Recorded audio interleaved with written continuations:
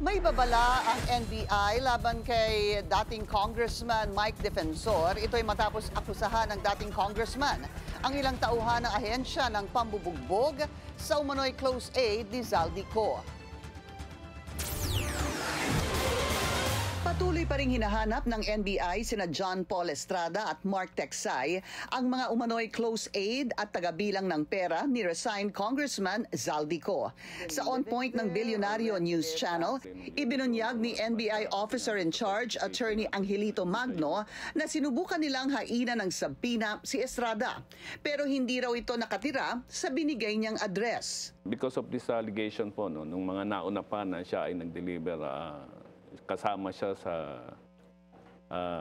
grupo ni Congressman Zaldico. We tried looking for him kasi po yung pinadala naming address, ang resulta po ay negative at meron po tayong certification na he's not living there. Where did you get that address, that particular address? Siguro doon po sa mga sinulat niyang address nung nag-appear siya sa Senate. Nakikipag-ugnayan ng NBI sa Bureau of Immigration hinggil sa kinaroroonan ni Estrada. Bumuelta rin si Magno kay dating Congressman Mike Defensor.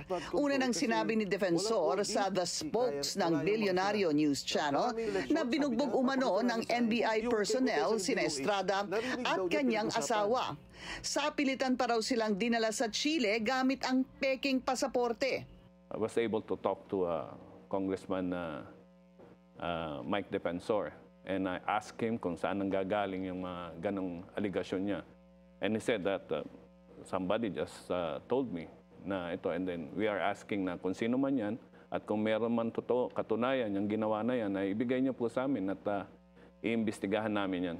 May babala rin si Magno kay Defensor.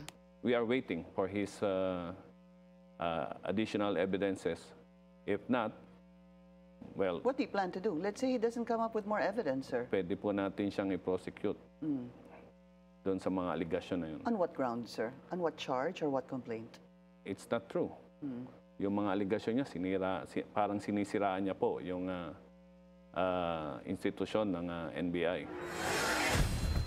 Ayon sa NBI, OIC, binibigyan nila si Defensor ng hanggang ngayong linggo para makipag-ugnayan sa ahensya.